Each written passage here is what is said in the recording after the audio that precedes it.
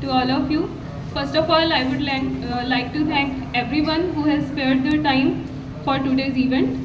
And so starting with the topic, मेरी introduction तो दे ही दी है आप लोगों को. I am doctor Sonal. I am a consultant in the department of pulmonary medicine at Livasa hospital. आज बेसिकली हम इस चीज़ के लिए इकट्ठे हुए हैं क्योंकि 1 अगस्त को हर साल वर्ल्ड लंग कैंसर डे के रूप में मनाया जाता है.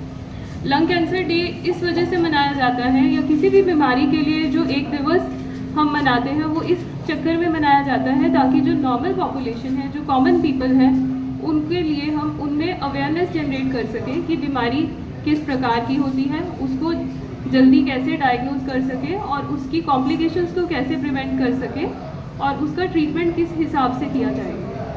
तो आज हम इसीलिए यहाँ इकट्ठे हुए हैं. And starting with my presentation, today is world lung cancer day और इस साल की लंग कैंसर डे की जो थीम है that is breaking the barriers by early detection and providing equal care to the patient suffering from lung cancer.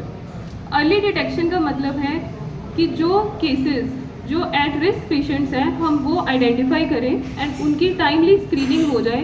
Even if the patient is asymptomatic, किसी को कोई सिम्टम्स नहीं है लेकिन हाई रिस्क पेशेंट है, तो वो हम आइडेंटिफाई करें, उसकी स्क्रीनिंग करें ताकि हमें जल्दी कम स्टेज में कैंसर डिटेक्ट हो जाए. Now coming on to the incidence and prevalence की लंग कैंसर कितना कॉमन है. तो पिछले कुछ सालों में लंग कैंसर के केसेस जो है वो काफ़ी बढ़ गए हैं. पहले ये होता था कि ये मेन में ज़्यादा कॉमन था, फीमेल में कम कॉमन था. But because of changes in lifestyle आजकल स्मोकिंग हैबिट्स जो हैं they are common amongst both man and female. तो कोई उसमें जेंडर वेरिएशन नहीं है. इस कारण से जो कैंसर है, लंग कैंसर के केसेस हैं, they are rising in women as well. तो लंग कैंसर जो है that is the most common cancer worldwide and there are around 2.4 million cases जो डायग्नोज हुए हैं in year 2022.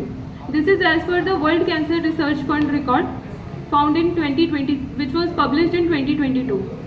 China, US, Japan and India, ये जो countries हैं ये टॉप 4 कंट्रीज़ हैं जहाँ पे लंग कैंसर का इंसिडेंस भी बहुत हाई है और लंग कैंसर से मोर्टेलिटी यानी कि मौतें जो हो रही हैं लंग कैंसर के कारण वो भी बहुत हाई है अमंग्स दीज 4 कंट्रीज. अगर हम इंडिया की बात करें तो इंडिया में जो नॉर्थ ईस्टर्न स्टेट्स हैं and south Indian states as in Kerala हो गया या फिर इधर देहरादून साइड, हिमाचल साइड, हरियाणा में लंग कैंसर के केसेस काफ़ी ज़्यादा हैं because of certain smoking related habits and कुछ वहाँ पे सॉइल ऐसी है जिसमें रेडन कंटेंट ज़्यादा है, उसके कारण भी इन एरियाज़ में लंग कैंसर जो है वो ज़्यादा पाया जाता है. Then what are the various risk factors. ऐसा नहीं है कि लंग कैंसर जो है वो सिर्फ स्मोकर्स में ही होगा. स्मोकिंग जो है that accounts for 80% of lung cancer cases. But उसके अलावा इसके और भी बहुत से कारण होते हैं. एक कारण है सेकेंड हैंड स्मोक या पैसिव स्मोकिंग, कि कोई स्मोक नहीं कर रहा है लेकिन आपके घर में कोई स्मोक कर रहा है तो आपका अगर एक्सपोजर है उस चीज़ को then also you are at risk of developing lung cancer. Family history है, अगर किसी के परिवार में कैंसर चलता आ रहा है तो देयर आर चांसेस कि वो जेनेटिकली कैंसर के जीन्स उन लोगों में है तो उसमें कैंसर डेवलप हो सकता है. Then there are certain dietary supplements, beta carotenes, जो कि लंग कैंसर डेवलप करते हैं. देन रेडन गैस का एक्सपोजर, जैसे मैंने आपको बताया, कुछ जगहों पे ऐसी मिट्टी है जिसमें रेडन का कंटेंट ज़्यादा है, या फिर कुछ जगहें जो लोग माइनिंग एक्टिविटीज़ के साथ एसोसिएटेड हैं, जो शिपयार्ड वर्कर्स हैं, जो इसके साथ इंसुलेटिंग वायर्स जहाँ मैन्युफैक्चर होती है ऐसी फैक्ट्रीज़ में काम करते हैं, इन लोगों का एस्बेस्टोस एक्सपोजर काफ़ी ज़्यादा होता है. That is also a contributing factor for the development of lung cancer. Then radiation exposure की चेस्ट रेडिएशन एक्सपोजर जो है that is also contributing factor. Indian scenario में टीबी काफ़ी कॉमन है एंड टीबी की भी एक complication very rarely but lung cancer हो सकती है कि लेटर स्टेजेस में अगर टीबी आपके फेफड़े में निशान छोड़ के गई है तो उसमें भी कैंसर डेवलप हो सकता है. Then what are the symptoms of lung cancer. क्या क्या सिम्टम्स हो सकते हैं. कभी कभी तो पेशेंट अगर लंग कैंसर स्टेज ज़्यादा नहीं है तो पेशेंट एसिम्प्टोमेटिक भी हो सकता है कि कोई सिम्टम ही नहीं है, या फिर पेशेंट को चेस्ट पेन हो सकती है, जिस जगह पे रसौली है वहाँ छाती में दर्द हो सकता है, पेशेंट को भूख कम लग सकती है, वज़न कम हो सकता है, बलगम में खून आ सकता है, परसिस्टेंट खांसी रह सकती है, सांस की दिक्कत हो सकती है या छाती से शाय शाय की सीटियों की आवाज़ आ रही हो सकती है. So these are the common symptoms जो लंग कैंसर के साथ एसोसिएटेड हैं। स्पेशली इन स्मोकर्स अगर ये सिम्टम्स परसिस्टेंट है इवन आफ्टर मेडिकेशन, तो the patient needs to be evaluated for lung cancer. Then coming on to the types of lung cancer, lung cancer अलग अलग तरह का होता है। डिपेंडिंग ऑन द टाइप उसका ट्रीटमेंट डिसाइड किया जाता है और उसका प्रोग्नोसिस उसी हिसाब से वेरी करता है कि पेशेंट में ट्रीटमेंट कितना रिस्पॉन्ड करेगा। ब्रॉडली अगर हम डिवाइड करते हैं तो लंग कैंसर दो तरह का होता है, small cell and non small cell. Small cell की मात्रा जो है वो 15% केसेस में स्मॉल सेल होता है, बाकी रिमेनिंग 85 में नॉन स्मॉल सेल कार्सिनोमा होता है। प्रोग्नोसिस जो है वो वेरी करता है depending on the type of cancer. Small cell जो है वो रैपिडली प्रोग्रेसिव होता है बट रिस्पॉन्स टू ट्रीटमेंट बहुत अच्छा होता है, especially to radiotherapy. Now coming on to the diagnostic test कि हम कैसे पता लगा सकते हैं कि पेशेंट को कैंसर है। सबसे पहले तो जैसे मैंने आपको बताया कि अगर पेशेंट की स्मोकिंग की हिस्ट्री है या कोई भी रिस्क फैक्टर है पेशेंट में। दूसरी चीज़, अगर पेशेंट को ये सब सिम्टम्स हैं कि बलगम में खून आ रहा है, पेशेंट को छाती में दर्द हो रहा है, सांस की दिक्कत हो रही है और दवाइयों से फ़र्क नहीं पड़ रहा है, तो ऐसे केसेस में हम कुछ टेस्ट रन करते हैं। सबसे पहला टेस्ट है कि एक्सरे या सीटी स्कैन करवाया जाता है।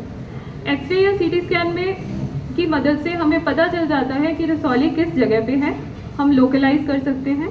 देन ट्यूमर स्प्रेड तो नहीं हो रखा है कि फेफड़े के एक ही हिस्से में है, दोनों फेफड़ों में स्प्रेड हो रखा है, गांठें तो नहीं बन रखी हैं, लिवर तक स्प्रेड तो नहीं हो रखा है, वो सारी चीज़ें हमें सीटी स्कैन से पता चल जाती हैं। देन अगर लीजन जो है वो बहुत बाहर ही पड़ा होता है तो सीटी स्कैन की सहायता से हम वहाँ से टुकड़ा भी ले सकते हैं। The procedure is called CT guided biopsy. हम लोग अपने हॉस्पिटल में ये प्रोसीजर करते हैं। Then there is a procedure called bronchoscopy. Bronchoscopy basically क्या है, ये एक दूरबीन की जांच होती है। एक पतली सी ट्यूब होती है, उसको नाक या मुंह के रास्ते से पेशेंट के एयरवे में डाला जाता है, विंड पाइप में डाला जाता है। कुछ रसौलियाँ ऐसी होती हैं जो फेफड़े में ना होके जो विंड पाइप में होती हैं। ये कुछ इमेजेस हैं जो हमारे हॉस्पिटल में कैंसर के पेशेंट्स थे, उनकी फ़ोटोज़ हैं। कभी कभी रसौली इस तरह से नज़र आ सकती है, आपको मास नज़र आ सकता है। किसी किसी में रसौली कई बार विंड पाइप के बाहर होती है जो विंड पाइप को कंप्रेस करती है, और किसी किसी में रसौली जो है वो इस तरह से होती है कि उसको निकालना भी मुश्किल रहता है, वो पूरे दोनों फेफड़ों में स्प्रेड हो रही होती है। तो ये सारी चीज़ें हमें रियल टाइम विजुअलाइजेशन मिल जाती है जब हम ब्रोंकोस्कोपी यानी दूरबीन की जांच करते हैं। ब्रोंकोस्कोपी का एक एडवांटेज ये भी है कि हम जैसे दूरबीन की जांच करते हैं, रसौली नज़र आती है तो हम वहाँ से टुकड़ा ले सकते हैं फॉर कंफर्मेशन ऑफ डायग्नोसिस। और ब्रोंकोस्कोपी के दौरान हम अंदर से बलगम का सैंपल भी लेते हैं, उसको जांच के लिए भेजा जाता है ताकि हम बाकी बीमारियां लाइक टीबी, कोई फंगल इन्फेक्शन तो नहीं है, उसको रूल आउट कर सके। Then there is role of PET CT. PET सीटी एक पूरी बॉडी का स्कैन होता है जिसमें हम एक केमिकल इंजेक्ट करते हैं जिसको एफटीजी बोला जाता है पेशेंट की बॉडी में। उसकी अपटेक के बेसिस पे हम डायग्नोज करते हैं कि पेशेंट के शरीर में कैंसरस है ग्रोथ या नॉन कैंसरस है। दूसरा, हम ये पता लगा सकते हैं कि कैंसर कितना फैला हुआ है। तीसरा, इसका ये फ़ायदा होता है कि जब पेशेंट की कीमो, रेडिएशन या कैंसर का इलाज चल रहा है तो कितना रिस्पॉन्स आ रहा है। तो पेट सीटी बहुत ही ज़रूरी है लंग कैंसर पेशेंट्स में खासकर। बट पेट सीटी का डिसएडवांटेज ये है कि इससे ब्रेन में या किडनी में अगर कैंसर फैला हुआ है तो वो डिटेक्ट करने में ये ज़्यादा रिलायबल नहीं है। तो इसलिए लंग कैंसर के पेशेंट्स में हम MRI ब्रेन ज़रूर करवाते हैं जिसमें हमें कैंसर की रसौलियाँ अगर ब्रेन तक स्प्रेड हो रखी हैं तो वो नज़र आती। Then depending on the stage हम कैंसर का ट्रीटमेंट डिसाइड करते हैं। अगर मैं ब्रॉडर पर्सपेक्टिव में बताऊं तो लंग कैंसर को हम 4 स्टेजेस में डिवाइड करते हैं, 5 स्टेजेस में कह सकते हैं, 0 to 4 अगर हम करें। 0 स्टेज जो होती है वो बहुत ही कम लोगों में आइडेंटिफाई होती है क्योंकि पेशेंट एसिम्प्टोमेटिक होता है और कैंसर सिर्फ ऊपर की परत में होता है। स्टेज 1 इज़ कि कैंसर जो है वो लिमिटेड है लंग के एक हिस्से में। देन स्टेज 4 का मतलब होता है कि कैंसर पूरी बॉडी में फैला हुआ है या कैंसर के कारण अगर शरीर में पानी भरा हुआ है, चेस्ट में, पेट में, तो वो स्टेज 4 कैंसर कहा जाता है। देन लंग कैंसर क्योरेबल है या नहीं, that depends on various factors. ये फैक्टर्स क्या है? सबसे पहले पेशेंट की उम्र, पेशेंट का परफॉर्मेंस स्टेटस, पेशेंट का जेंडर क्या है, मेन है, विमेन है। देन पेशेंट को कोई और बीमारी तो नहीं है, कोई हार्ट की दिक्कत, कोई शुगर की प्रॉब्लम तो नहीं है। देन ट्यूमर की टाइप क्या है, कि किस तरह का कैंसर है। जैसे हमने पहले देखा था कि लंग कैंसर की 4-5 टाइप्स है। Then depending on the type, जैसे मैंने पहले भी बताया था, स्मॉल सेल कैंसर में अगर हम कीमो एंड रेडिएशन देते हैं तो 35% of the patient they show remission.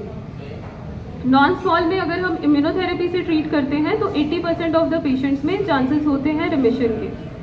Then depending upon कि ट्यूमर एक जगह पे सीमित है, फैला हुआ है, तो उस पर डिपेंड करता है कि रिस्पॉन्स कितना आएगा ट्यूमर का। तो ये सारी चीज़ों का जो क्रक्स है दैट इज़ कि 5 year सर्वाइवल जो है that is better if the tumour is diagnosed at an early stage in a young patient with no comorbidities, मतलब उसको कोई बीमारी नहीं है, कोई हार्ट की, कोई शुगर की बीमारी नहीं है, एंड गुड परफॉर्मेंस स्टेटस, मतलब पेशेंट अच्छे से खा पी रहा है, चल फिर रहा है, बेड रिडन नहीं है, तो ऐसे पेशेंट्स में रिस्पॉन्स अच्छा आता है।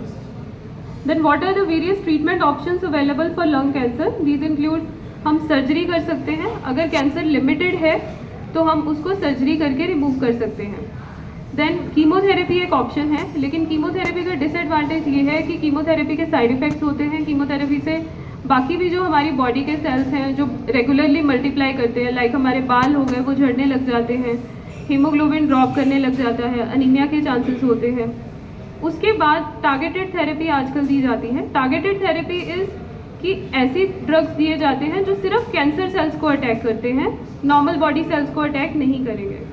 Then there is another option which is called immunotherapy. Immunotherapy में क्या होता है कि हमारी बॉडी की इम्यूनिटी को कैंसर सेल्स के अगेंस्ट हम एक्टिवेट करते हैं, ताकि जो हमारी बॉडी की बीमारियों से लड़ने की ताकत है वो कैंसर के अगेंस्ट एक्टिवेट हो जाए।